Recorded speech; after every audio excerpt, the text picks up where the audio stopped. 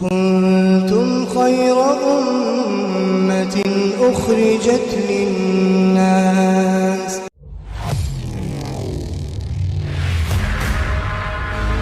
جائے کہ ہمارے بڑے بڑے امور ہوں دین کے، چھوٹا سا یعنی انفرادی طور پر گھر کے اندر اپنی دکان مکان کے اندر اپنا پائجامہ ٹخنوں سے نیچے کرنے کے لیے تیار نہیں، آپ تو بہت بڑی بات کہہ رہے ہیں۔ اشارہ تھا مولانا کا اس بات کی طرف کہ دین کے چھوٹے سے چھوٹے جز سے بھی اگر ہم نے دستبرداری اختیار کی، اگر ہم نے کنارہ کشی اختیار کی تو اس کا خمیازہ ہمیں خود بھگتنا پڑے گا اور پوری امت کو بھگتنا پڑ رہا ہے۔ اس لیے ہمارا یہ نظریہ ہونا چاہیے، بلکہ یہ ہمارا پورا یہ داعیہ اور یہ جذبہ ہونا چاہیے کہ دین پر ہم چلنے کی پوری کوشش کریں۔ بھائی جہاں تک دنیا کا تعلق ہے، دنیا کو ہم دکان چلانے کے لیے، کاروبار آگے بڑھانے کے لیے ہم اس کے گن سیکھتے ہیں، کاروبار کیسے آگے بڑھانا ہے، دکان کیسے چلانا ہے، جو ہم سے زیادہ ماہر ہوتا ہے، ہم سے زیادہ جاننے والا ہوتا ہے، ہم اس سے سیکھتے ہیں۔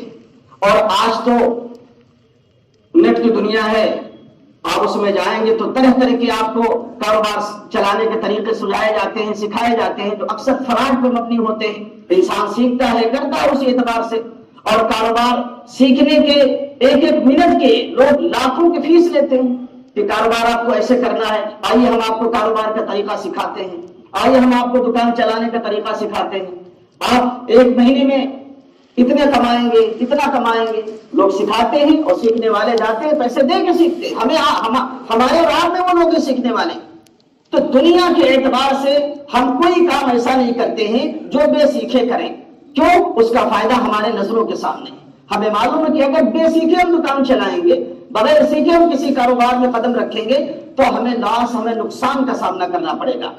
جبکہ دنیا کی کامیابی کا اللہ رب العزت نے، جو شخص دنیا میں کامیاب ہونا چاہ رہا ہے اس کو آخرت کی کامیابی کا کوئی وعدہ نہیں ہے۔ اللہ رب العزت نے جہاں آخرت کا تذکرہ کیا وہاں دنیا کا بھی کیا، لیکن آخرت کی تیاری کے ساتھ دنیا کی تیاری کرنے والوں کو یہ بتایا کہ اگر صرف دنیا ہی مطمع نظر ہے تمہارے، اور دنیا ہی سیکھنے کا صرف تمہارے اندر یہ فکر ہو، یہ سوچ ہے تمہاری کہ صرف دنیا میں کمانے کا طریقہ سیکھ لے، تو یاد رکھو دنیا کمانے کا طریقہ تم سیکھ لو گے، دنیا تمہارے مقدر میں آ جائے گی، لیکن پھر آخرت میں تمہارا کوئی حصہ نہیں ہوگا۔ اور جہاں یہ فرمایا کہ اگر آخرت کی تیاری کرو گے، آخرت میں کامیابی کے لیے دین کو سیکھو گے تو تمہاری دنیا بھی بنائیں گے اور آخرت بھی بنائیں گے۔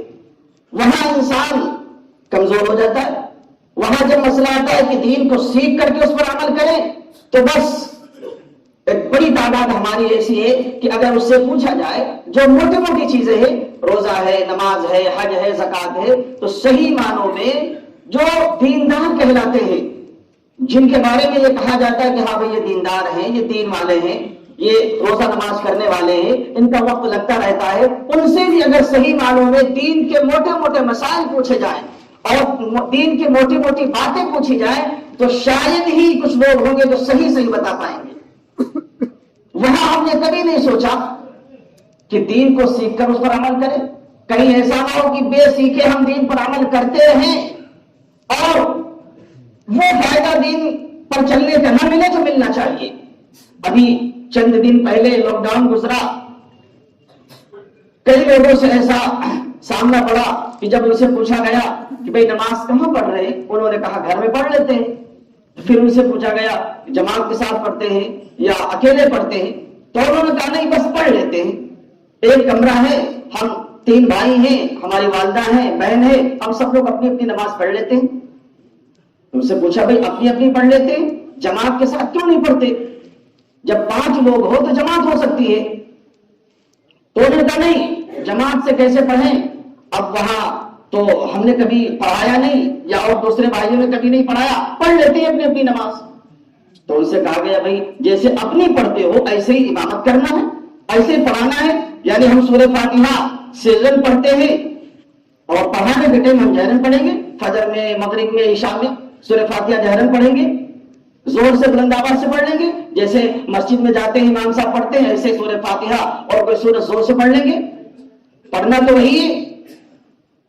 تو انہوں نے کہا نہیں ہم نے کبھی پڑھایا نہیں ہے تو ہم پڑھا نہیں پائیں گے. اچھا دوسرے بھائیوں نے بھی نہیں کبھی پڑھایا ہے, وہ بھی تیار نہیں ہوتے پڑھانے کے لیے. تو پھر پوچھا گیا بھائی نماز میں کیوں پڑھتے ہو؟ انہوں نے کہا وہی پڑھتے ہیں جو امام صاحب پڑھتے ہیں پہلی رکعت میں. کیا پڑھتے ہیں؟ وہی پڑھتے ہیں بس الحمد. ان کا یہ جواب ہے الحمد پڑھتے ہیں. اچھا الحمد پڑھتے ہیں, ذرا پوری پڑھیے الحمد. تو یقین مانیے پوری سورہ فاتحہ بھی وہ نہیں سنا پائے, پوری سورہ فاتحہ نہیں پڑھا سنا پائے. اور یہ اس شخص کا حال ہے جو کبھی وہ نماز نہیں چھوڑتا ہے. دھوپ میں جب دکان لگانے جاتا ہے وہ بندہ وہاں بھی نماز پڑھتا ہے, کبھی روزہ نہیں چھوڑتا ہے. یہ اس کا حال ہے. جو 5 وقت کا نمازی ہے یہ اس کا حال ہے. سورہ فاتحہ اس کو صحیح سے یاد نہیں تھی, اب دوسری صورتوں کا کیا حال ہوگا. اور فخر کے طور پر وہ کہتا ہے الحمدللہ ہم نماز نہیں چھوڑتے ہیں. رمضان میں دھوپ میں جاتے ہیں دکان لے کر, وہاں بھی نماز پڑھنے ضرور جاتے ہیں, روزہ کبھی نہیں چھوڑتے ہیں. یہ ان کا حال ہے جو نمازی ہیں, روزے دار ہیں, دیندار کہلائے جاتے ہیں. ان کا حال ہے سورہ فاتحہ صحیح سے نہیں یاد ہے. اب آپ بتائیے 40 سال 50 سال کی عمر ہو گئی اور وہ سمجھ رہے کہ ہاں ہم نماز پڑھ رہے, ہم تو دیندار ہیں. دکان میں اگر 1 مہینہ فائدہ نہ ہو, نفع نہ ہو, تو فوراً انسان بیٹھ کر سوچتا ہے کون سی کمی رہ گئی کہ اس بار میں نفع نہیں ہوا. آج اس بار ایسا لگتا ہے کہ جہاں دکان ہم نے لگائی تھی وہاں نہیں لگائی اس لیے نفع نہیں ہوا, یا جو طریقہ ہم نے پچھلے مہینے میں اختیار کیا تھا وہ طریقہ نہیں اختیار کیا اسی لیے نقصان ہوا ہے. فوراً وہ طرح طرح کے آئیڈیا, طرح طرح کے طریقے وہ سوچنے لگتا ہے کہ اب یہ کرنا ہے, کل یہ کرنا ہے, پرسوں یہ کرنا ہے, کسی طریقے سے فائدہ ہو دکان کا. لوگوں سے پوچھتا ہے, مارکیٹ میں جو مال زیادہ بکتا ہے اس کو لانے کی فکر کرتا ہے, طرح طرح کے انداز, طرح طرح کی چیزیں سیکھتا ہے کہ کسی طرح جو نقصان ہوا اس مہینے اگلے مہینے اس کی بھرپائی ہو جائے. مہا بدھو سے بدھو انسان بھی اس کے بارے میں ضرور سوچتا ہے کہ جو لاس ہوا ہے ہمارا, جو نقصان ہوا ہے, اس کی بھرپائی اگلے مہینے میں کرنا ہے. لیکن ہم نے کبھی یہ نہیں سوچا کہ اتنے دن جو ہماری نمازیں یوں ہی ہوتی رہی, اتنے دن ہم نماز میں کیا پڑھتے رہے, اتنے دن ہم تسبیحات میں کیا پڑھتے رہے. بغیر سورہ فاتحہ کی نماز نہیں ہوتی ہے, اور سورہ فاتحہ میں ہم کیسے سورہ فاتحہ پڑھتے رہے. کبھی اس کی فکر نہیں ہو کہ ہم سورہ فاتحہ یاد کر لیں, صحیح سے ہم سیکھ جائیں سورہ فاتحہ. اب بتائیے جب سورہ فاتحہ صحیح سے نہیں یاد ہوگی تو کیسے ہماری نماز پوری ہوگی, کیسے ہماری نماز مکمل ادا ہوگی. اس کے بعد ہمیں شکایت ہوگی کہ ہم نماز تو پڑھتے ہیں, دعائیں مانگتے ہیں, لیکن دعائیں قبول نہیں ہوتی. دعائیں قبول کیسے ہوں گی جب نماز مکمل ہوگی, اور نماز مکمل کیسے ہوگی جب سورہ فاتحہ مکمل صحیح طریقے سے پڑھیں گے, سورت صحیح طریقے سے پڑھیں گے, رکوع ہمارا صحیح ہوگا. اللہ کے نبی صلی اللہ علیہ وسلم نے فرمایا اللہ تعالیٰ اس شخص کی نماز کو نگاہ اٹھا کے بھی نہیں دیکھتا جو رکوع کے بعد سیدھا کھڑا نہیں ہوتا ہے, فوراً سجدے میں چلا جاتا ہے. اب بتائیے ہم تو یہ سمجھتے ہیں وضو کر کے ہم لوٹے, امام صاحب رکوع میں گئے تھے, اب دوڑتے ہوئے آئے ہم کہ امام صاحب کہیں رکوع سے اٹھ نہ جائیں, اور آگے فوراً اللہ اکبر کہا تو بجائے ہاتھ یہاں باندھنے کے ڈائریکٹ وہ گھٹنے پہ جاتے ہیں, ڈائریکٹ یوں ہاتھ باندھا گھٹنے پہ چلے گئے. اب آپ اندازہ کریں جو ہاتھ بجائے تکبیر تحریمہ کے ڈائریکٹ وہ گھٹنے پہ جا رہے ہو, تکبیر تحریمہ پایا گیا, قیام پایا گیا کہ فرض تھا, قیام گیا آپ کا, اور آپ یہ سوچ رہے تھے کہ کہیں یہ رکعت چھوٹ نہ جائے, نماز کے بعد اس کو ادا کرنا پڑے. مسئلہ اس کا نہیں ہے کہ یہ رکعت چھوٹ جائے گی, مسئلہ اس کا ہے کہ بعد میں اکیلے پڑھنا پڑے گا, ہمارا 1-2 منٹ چلا جائے گا, اس لیے ہم جلدی میں رہتے ہیں. علماء نے لکھا ہے یہ رکعت آپ کی گئی, اور جب آپ کی یہ رکعت گئی تو پوری نماز ہی گئی. اکثر لوگ اس کو نہیں سمجھتے ہیں, دوڑتے ہوئے آتے ہیں اور ہاتھ باندھا اور ڈائریکٹ گھٹنے پہ چلے جاتے ہیں.